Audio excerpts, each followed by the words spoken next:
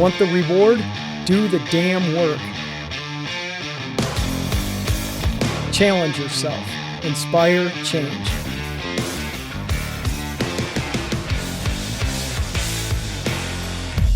Choice, not luck.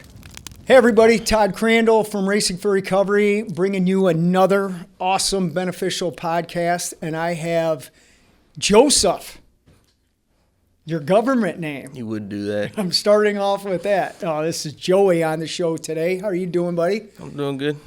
How do you feel about doing this? Ready. Good. Yeah. I'll give you an easy one.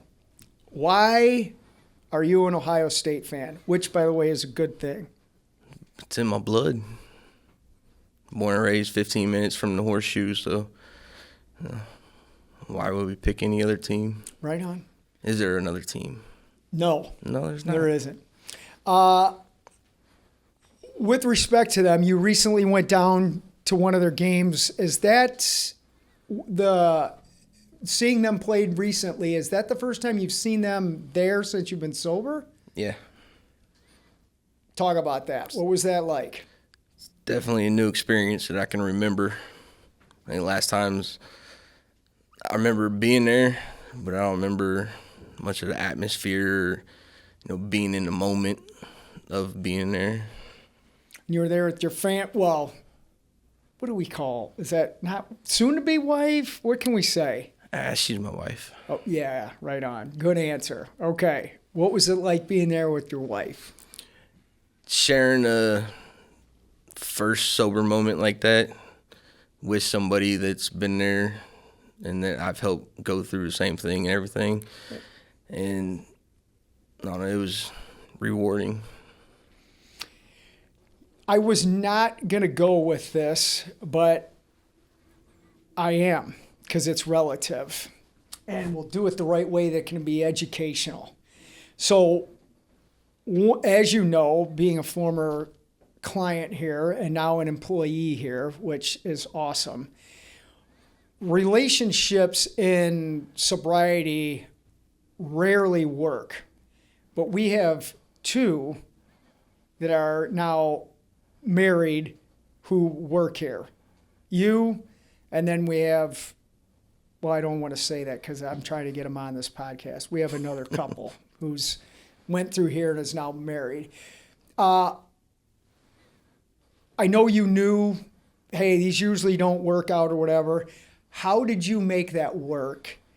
And what would you, and we don't give advice, but what would you say to somebody who's early on in this to maybe do, not do with respect to a relationship? Well, in previous attempts at sobriety, I did more than I should have, say that. So I knew coming into it what it could be, and I knew I wanted to do everything different this time because I wanted it to work. I also knew that I knew what I wanted for my future. I wanted a family. I wanted somebody to settle down with, so I wasn't out just jumping in and out and messing around. The best thing I could say that I did to be ready for that was it was over a year until I looked for that relationship. And I actually didn't look for it. I let it come to me. So I was really picky. That's good. You have a little boy. Mm-hmm. We're going completely opposite of how these things normally go. Normally it's let's talk about the bad and then we get into the good. Who knows where this is going to go. But talk about your son, and you have a baby girl on the way, right? Mm-hmm. What's that been like? Here come the tears. I honestly feel that's why I'm here. Wow. I've always wanted kids. Up until I got sober, I had my nephews who I looked at more like my kids and my nephews and everything. But that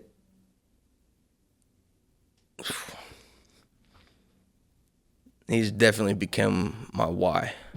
Wow. Like I can't fathom even thinking about going back out. I wake up up in the morning and it's just smiles, and it's like every day it's a reminder of how far I've come and where I want to go, where I'm going, where I'm going to go. Do you have that's powerful, buddy. Do you have any anticipation of like what it's going to be like to have a daughter? I don't think the world's ready for me to have a daughter.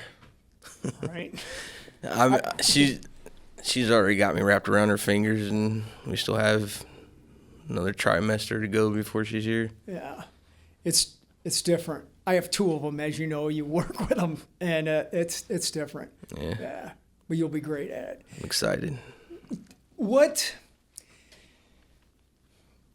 has fatherhood taught you about yourself that is helping you be a better human being? Definitely patience. Balance. As you know, I've started with school, so going to school full time, still being there for my family, and having a full-time job on top of, gym and everything that I like to do still. Just finding that balance and being able to keep it, it's really helped me progress in day-to-day life.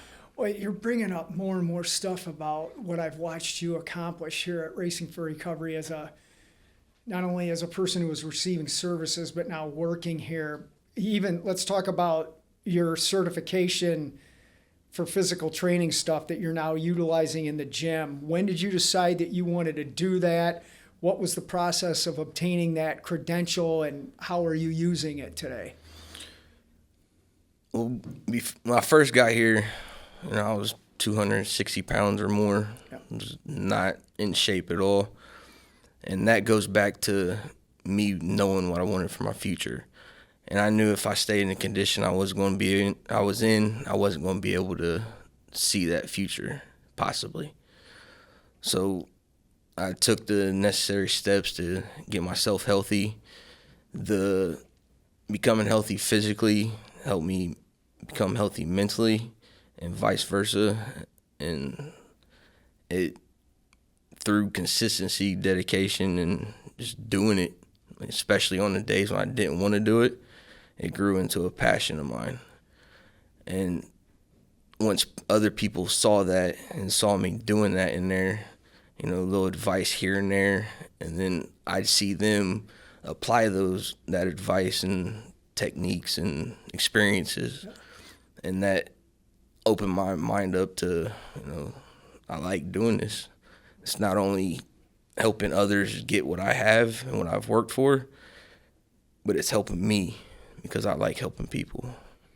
What time do you get here every day? Today I was here at 2:30. Usually 3:30, 4 o'clock. I woke up at 2 today, so you're on that track more than I am. But how is waking up to start your day at that time different from being still up at that time as the old days were? I can't remember what it's like to still be up at that time. Yeah, that's good. 9 o'clock rolls around, I'm not asleep. I'm feeling it. Yeah, right on. It's interesting. Some of the things you've said today, I didn't really know, and I've known you for a long time, and you're already talking probably more today than you ever did in the IOP groups that I had you in all those times. But I do remember where you sat to my right, halfway down the table, and I watched you again in our movie when you were talking about your physical appearance. You look completely different, even in the film, because that was right at the end of you getting services here, I believe, when we filmed that. Yeah, right around there. Yeah. And the physical transformation is evident, but the psychological, the emotional, the intellectual, those are all that have been enhanced as well. And you talked specifically about balance and patience. When did you start paying attention to those two qualities that we talk about here in group? When did you start saying, yeah, these guys are on to something here. I'm going to start adding some of this stuff to my daily routine? Honestly, I'd say day one, because I came in with the mindset that, before I thought I knew what I needed to help me get through everything. But when I got real with myself, I realized I didn't know nothing. So when I came in here, it was, it's working for people. So there's something there. So I was going to do whatever I needed to do to get it. And if that meant sit down, shut up, and listen, by all means, I'm doing it. Yeah, I think, well, that's you. You listened, but you didn't say much. And that's not a criticism at all. I can now understand that, like, you were here just to get it done and wanted to be taught. You were willing to be taught, if you will. How many other, I don't want names, but how many other attempts did you make at this awesome life before you came here? Serious attempts? At both. Maybe 6. Okay. And how many serious attempts? 1. This was it. So very interested in this, what was it that maybe you wanted that you didn't get, that you knew you were going to get here? I'd say the ability to not only love and appreciate myself, but to count on myself when situations did come up. Because coming in, I knew, nobody's immune to hardships or anything before I even knew that was a philosophy here. But I always had a problem grasping the concept of calling somebody else who's going through their own stuff to give me their full ability to help me through whatever I got going on. If I hear you correctly, were you taught like not to do that? I hear like almost, hey, men don't reach out for help, or is it some of that you're referring to? Like my mom and dad always told me, it's better to express emotions and feelings, but more along the NA and AA sponsorship type thing. Okay. I wanted to learn to be my own sponsor. Right on, man. Yeah. So I don't know a lot about this stuff about you that I'm about to ask. I know some, but why don't you briefly talk about what that former life was like and how you ended up here? Well, growing up in Columbus, like I kind of ended up feeling stuck there, whether it was, helping my mom and dad out, or being there for my nephews.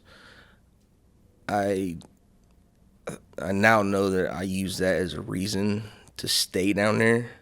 I knew I needed to get away from it, but I wouldn't accept that that's what I needed to do.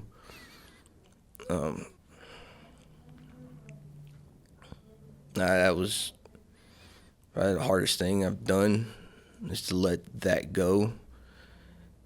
But now that I look at it, and I've talked to my mom about it, as much as I was helping like around the house and stuff like that, I was doing more damage to them, stressing them out, not knowing where I'm at, if I'm alive or if I'm safe, or so having the distance between us, but them knowing what I'm doing and that I'm okay, has helped them more than I ever could from being down there. I do hear loyalty in there. Is that accurate? I mean, you were loyal to your family, or I'm hearing that right? I got that right. Yeah. Okay. Were you not loyal to yourself during those times though? Definitely not. And breaking away is the first sign of, I'm going to show loyalty to myself, and you were cognizant of that. Yeah. So why come to us? Why Racing for Recovery in that time of need? I knew Like, first of all, I knew how much, like, from being a teenager, playing sports and everything, I knew how much the physical activity would help me and has helped me in the past. I didn't quite grasp the concept of how it would help me through sobriety, but I knew something was there. So I was intrigued to learn more about that. But I was in another facility before coming here. It didn't work out there, but I knew what I needed was here in Toledo. What physical activities were you involved in as a kid? You play football? On a team, no. Like every other sport, I was on a team: baseball, volleyball, soccer. If it involved running and some kind of physical activity, I was doing it. No football, eh? No, that was by my mom's choice. Yeah, my dad put the kibosh on that for me too. He said, hockey or football, pick one. I always think of football, you can get hurt in hockey, you can get injured in football. And those are Get hurt crossing the street. that's true. Right, yeah. But it's like those are two different things. Seen that dude from the Lions break his leg or whatever. Nah, I don't want to talk about that. Yeah, but okay, it's just interesting how fond you are of football but didn't play. Probably smart. Yeah. First time I've had that thrown my way. Yeah, right. Tell people what it was like going through here as a client. Like there's two different types of people that come in here, right? There are those that are like, I'm done, I'm going to get out of this, and you fall into that category. There's others that like, they may not want to quit, but they're here, and we hope that it turns into what you had. But what was it like going through here? What did you learn? Some adversities you overcame? Talk about that. So, big thing that I overcame was dealing with like loss in the family. Yeah. That was always one of my big traumas. Like pretty much right on most holidays or just before, I've had significant loss in my family. And it was always the worst thing. I always made it out to be the end of my world. But going through here, and you guys always said, give me a year. Give me a year of sobriety, go through some of those hardships, and utilize us in those times of need. And that was the smartest thing I ever did. So I've lost, 4 or 5 close family members while I was here, and those feelings of hurt were still there. It sucked, but it's manageable, it's doable, you can get over it. And going through that, being here was significant in my recovery. Why do you think, and that's good, Joey, that's really good. Why do you think that some listen to that? Because that is paramount, and you're absolutely, you are an example of why we encourage people to do that. So why did you get it? And you offer the same comment to somebody else and they don't. What do you think is missing? Honestly, I think that drive to get it. Yep. Like I said, I came into it and I was, wherever I landed in Toledo, I was going to make it work. I wasn't going back. What else has been helpful going through this? The approach that I took at my recovery, like, it was the first IOP group back there with you. I told you I was going to work here. So I took that approach of, I stayed out of the drama. I focused on myself. I paid attention to the other staff members that had been through here, and I wanted what they had. Maybe not the same way, but I was going to get it. I was going to take a little bit from this person and a little bit from that person and make it my own and figure out what works for me. Dude, I love this. And because you work here, and why do I keep saying people work here? We don't work. we fulfill our purpose. I haven't worked a day in 2 years. That a boy. Yep, I know that feeling. Our concept is here is a concept that you get to make your way. How did you make our concept work your way, and give us some descriptions of what that was? I found my passion and I ran with it. I let those doors be open to me, and I had the courage I had the courage to walk through them when it did open. And even when those doors open, those were, a little bit of I don't want to say trauma, but those were hardships. Yeah. When, I got close with somebody and things didn't work out, but that opened a door for me to do what I love to do. I'm going back your first IOP group saying that. Because I know you know how I think now.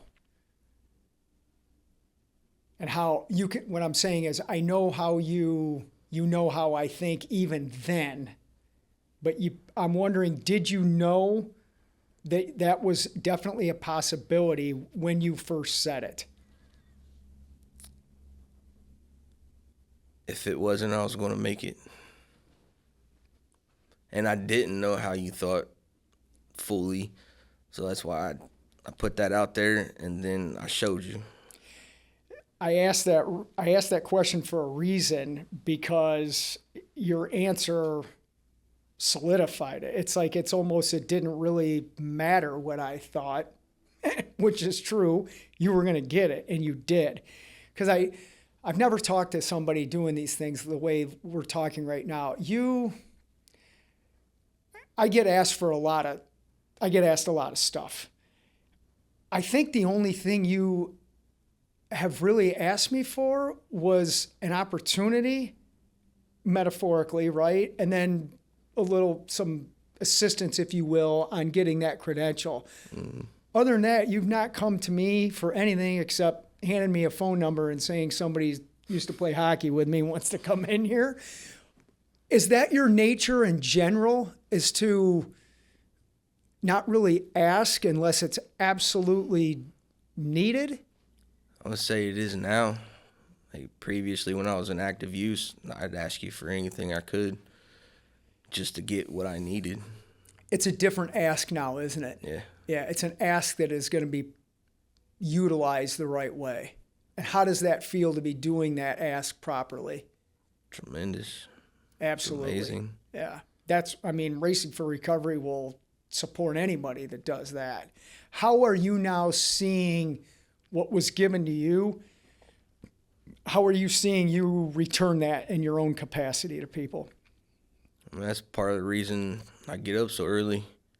Yeah, man. I know how important the gym was to me and what I got from it. And that's part of that balance part, because, 3 o'clock in the morning, my family's still asleep. So I'm not really taking any time away from them, but I can take that time to give back to the people here. What did you not have?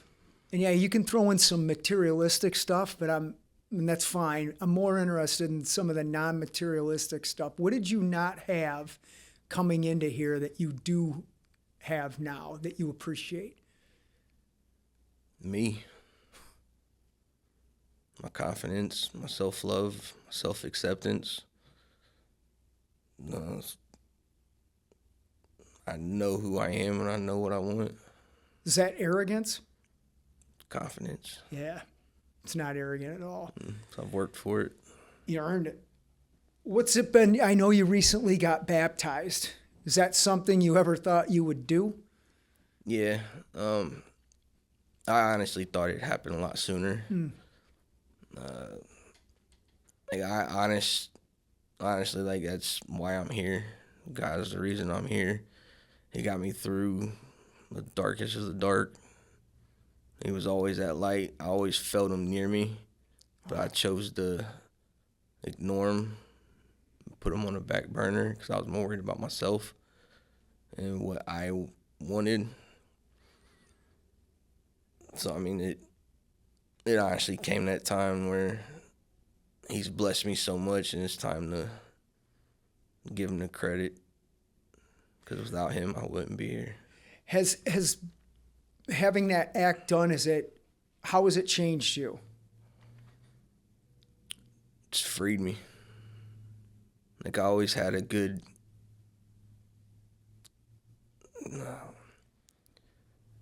I've always felt like once I got sober, my chains were loosened. But once I took that step and really fully surrendered, those chains were completely gone now. Did one of our colleagues and former person who got some assistance here, Herbster, how did he assist in helping you to go through that? He's another reason I'm here. Early on in sobriety, another facility, he was employed there first. Yep. And getting to know him and seeing the godly aspect of him, that really helped me get through a lot of things. Wow. Without that, do you think you would be enhancing your sobriety? I think the sobriety part of it, as in not using and still continuing to grow myself, yes. But the deep spiritual healing, freedom and everything, no. Do you see yourself doing more with that aspect here at our place? I think it's definitely helped me to have even more empathy. So that translates into what we do here and what I do up front, their intake and helping people come straight in. Talk about that too. What do you do here, and what else do you want to do here? Right now, I work intake. I put people on a schedule to come in and take that first step of helping them to take back their life. Do you see yourself when you see people coming in? Every day. Yeah. I think that position that you guys have up front is, of all the things that if I could do in here, that's the one I'd want to do. But of course, I'm told I can't answer the phone anymore for some of the mistakes I've made. But that's it. Without you guys doing that up front, we don't even get them into a group or the gym or whatever. And do you understand fully the magnitude of what you're doing up there? I do, because that's why I stayed here. Yeah. Because I had a good experience. I felt comfortable. I felt heard. Yeah. I felt appreciated even though I was just coming in. I felt a part of Racing for Recovery from day one. What's the relationship like with your parents today? It's the best it's ever been. Have they seen this place? They haven't actually been here. When they come into town, it's just for a short period of time. Yeah. And they don't travel real well. What's one of the things that they've said to you that has really been heartfelt? We got our son back. Wow, dude. Wow. Yeah. That hit home, eh? Wow. Yeah. How does it feel to know that all that stuff you went through, doing things the way you're doing, pretty good chance your son's not ever going to be in the position that you were? How empowering is that for you to know you have that, what's the word I'm looking for? Influence. Even though I'm confident in my ability to be that positive influence, I mean, it's still scary. How so? Because I can't help but to think, 4 years ago today, making that choice, and before that was not the greatest person. That you have 4 years today? Holy cow, dude. That's a godly message. I had no idea. Wow. Already. Congratulations. 4 years. And have you been working here for 3 or at least 2. Wow. I did Shane's earlier and I of course got it wrong too. I said 2 when his was 3, so I figured I'd say 3 for you and I got it another wrong one in again. Damn, 4 years. What a day to do this on. Would you have said okay to do it if it wasn't your 4-year anniversary? Yeah. Okay. Yeah, cool. Well, how does it feel to have 4 years? I mean, I'm not taking away from it, but it was 20 years out there doing what I was doing. Yeah. So, I mean, it's accomplishment. I'm proud of it. Yeah. But I'll come talk to you when I got 8. There you go. I remember for me, my 13th year was a big one for me because I had used for 13 years. And when I hit 13, I was like, I'm even. Yeah. I've paid it back. Now it's fresh, starting really to take off from there. And I'm looking forward to the day when you have 20. I should still be here, right? 70s. Yeah, you'll still be doing Ironman. Right, yeah. But that's when I knew, like, okay, I've paid my debt, so to speak. Not that you can't get your life together at 1, 2, 3, and 4, but it's like there was something about making that equal, slate's clean type of thing. Yeah. What do you see yourself doing here in the future? Eventually, I would like to get like a physical therapy thing integrated with here. That's what I'm going back to school for. And I want to stay a part of this as long as it's around, which is going to be a long time. Yeah. So, I mean, if I can do, that here. You can. Do you want to do more clinical stuff? I know you're running groups with us on Friday. Is that something you want to do more of, or are you just like, once a week is good? I would like to be a SUD counselor because I have a lot of experience and I have a lot of experiences to offer people and help people through. I feel I do better on a more personal, individual type of setting. Are you nervous still when you do the groups? I get in my own head. Like, I'm not nervous to get up there and do it, but I start questioning myself maybe. Why is it you question yourself in a group and not on an individual basis? Just crowds. Yeah. Yeah.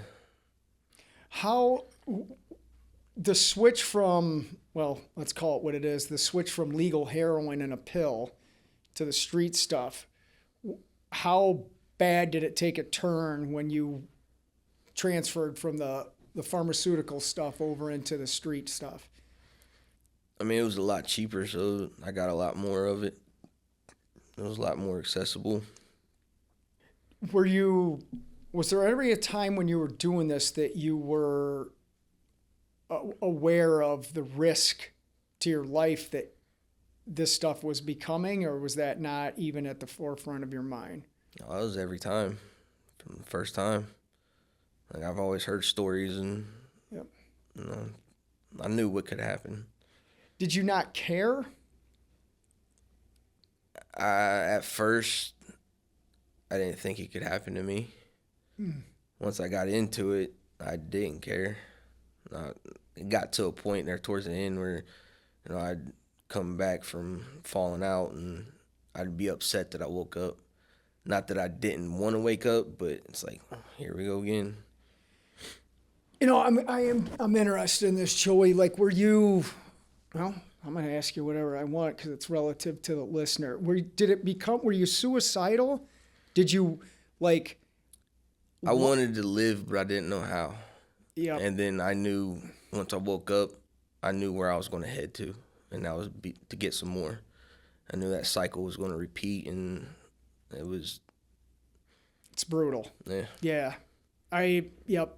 The difference between living and dying is kind of non-existent, or at the best it's blurred. And I can relate to that feeling of, I don't want to wake up from this stuff, but as soon as you do, it's right back to the same thing. And that hamster wheel, oh my God, it makes me nauseous thinking about it. And in no way, again, are we glamorizing it. And no, it's not it. How do you, even talking about it now, where does your gratitude and relief and empathy and humility all play a role in what you have now versus what we were just talking about? The main relief that I've gotten, other than like, being the son, the brother, the uncle that my mom and dad raised me to be, was that I did wake up from those times. I can't imagine, not waking up and my nephew's coming down in the basement and finding me, or my mom and dad and her sister. Yeah. So that's the biggest relief I have. I'm grateful for those times when I did fall out, or everything I did go through, because it showed me how resilient I really am. I could have just gave up and not pursued sobriety or pursued a life worth living, but I really had it stuck in my head, if I can go through this hell, then I can do anything. Absolutely. I just have to figure out how. When you're talking about, not having your nephew or your parents find you, how have you learned to cope with, I call it the ultimate negative choice, when people use and they don't make it back here? How have you been able to handle the dark side of the recovery field, if you will, to maintain your own sanity? That kind of, I think what helped me with that the most would be, that goes back to the way I went about my recovery. As previous attempts at recovery, we had a big group of people that were real close, and we're going to do this together. And slowly but surely, there's me and maybe two other people left alive. Just the other day, the one friend that I have from high school left alive, who's sober now, sent me a picture of a group of us, and it's like there's only two of us left alive, and there's 6 people standing there. So coming into it this time, I didn't get real close with a lot of people. I was cordial with people. I'd help people out as much as I could, but I knew my time and my energy was important for me. Right on. So I wasn't going to just hand it out and then be empty. When you're talking today, you're making me think a lot of day one for me, and it was like, I'm done with this, and I'm going to get something out of it. I didn't know exactly what, but I knew that's it. I knew 2 things. I'm done. I'm going to do something. And when you have that, you'll get something. Yeah. And you won't pick it up. And everybody, I think every one of us knows when we're done, and we know when we're not done. And that not being done and kind of having that, I wish, I hope, that's a tough spot to be in, and for people coming, if you're listening to this and you're in that spot, get in here and just stay here for a year and let it transfer into, I'm done. And that, if there's anything I wish that people would do, it's that. Even if you want to use and you don't, you'll be okay. Yep. Right? But and that's the difference. There's a big difference of people that do this and the people that want it but don't do it. I think another thing that helped me out a lot was staying open-minded. How so? Like I don't know, I needed to trust the process, but I didn't. I needed to learn to trust myself in what process I was trusting. So it just took time and consistency and trying everything, learning what worked for me, and applying that, and just learning to trust it. Is there something that we were doing that we encouraged you to do that maybe you at first you're like, I don't think so, but you did it and it worked? Everything. Good answer. I'm in the Yeah. gym, and then that turned into a passion for me. I really opened up and got out of my bubble once we started doing volleyball. Like I knew I was good at volleyball, and I just put myself in that vulnerable situation and got to know a couple people and helped me acclimate to the people that were here.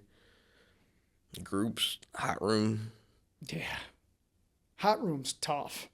I think I did It that is. 3 times. I thought Skylar was trying to kill me to get her insurance money Good or time. something.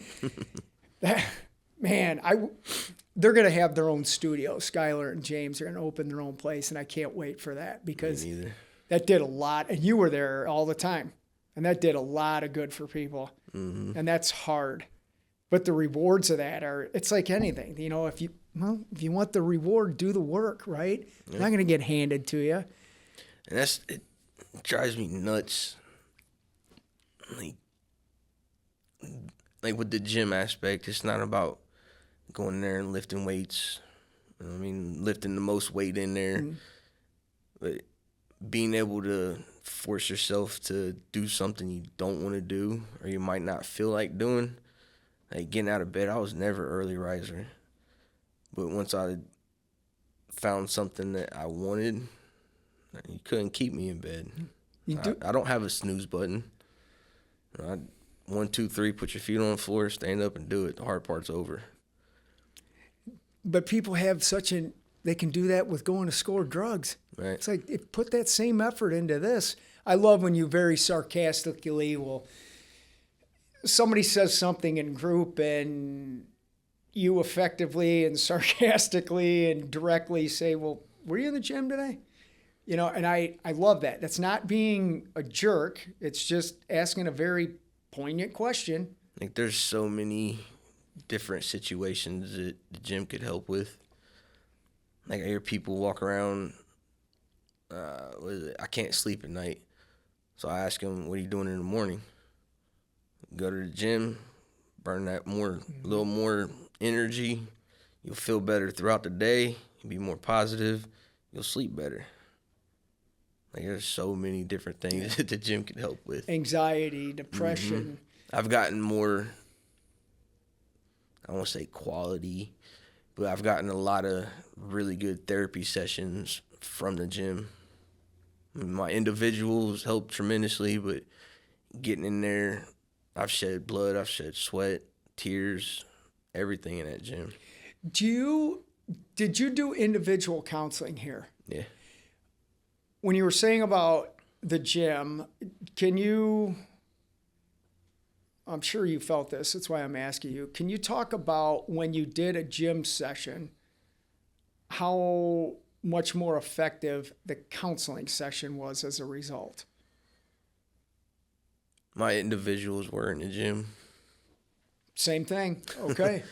Yeah. Like I'd bring up something that was bothering me, and my counselor, talk to me a little bit, and then we go into a set, and he, kind of reminded me of what I was talking to him about as I'm doing the set. So being able to push all that negative emotion out and grow physically and mentally from it. Right on. Come on, man. How cool is it to have a place that you can do? Counseling doesn't have to be sitting in a room with a guy in a suit How and does tie. that make you feel? Right. Laying on the couch.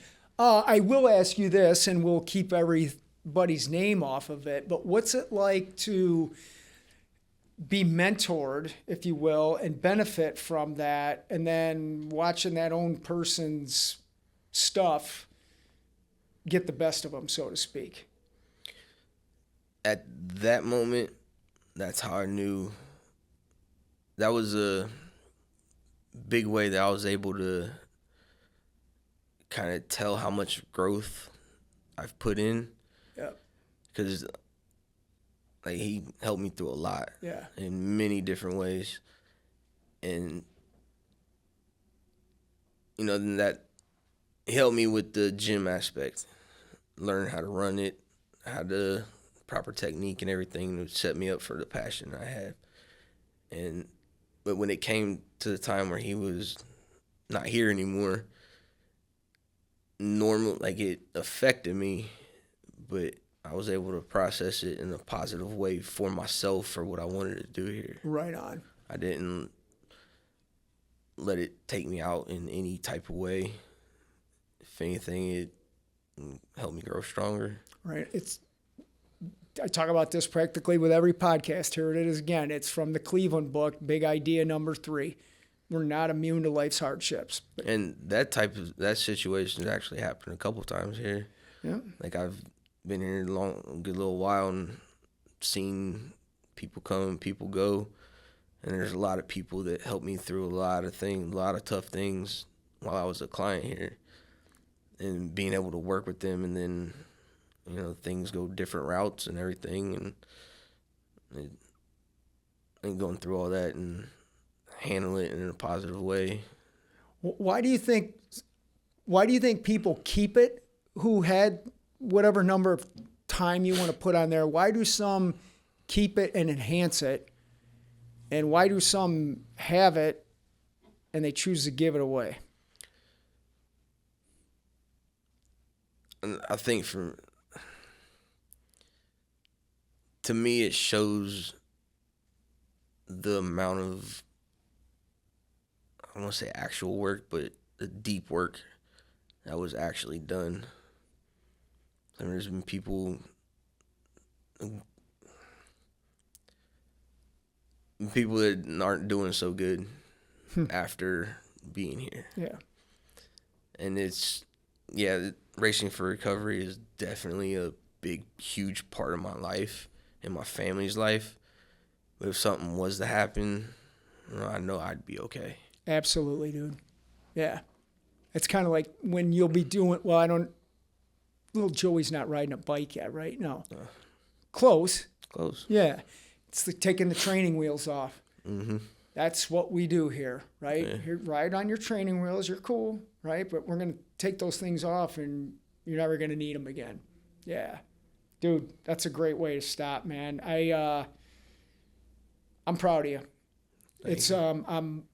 You and many other people who work here, who went through here, that was my dream when I put this thing together. And every time I see you guys, when I come in here, I'm like, I get to relive it every day. And I thank you for that. Thank you. All good. That's Joey, or Joseph, is his government name. Share his podcast. It was awesome.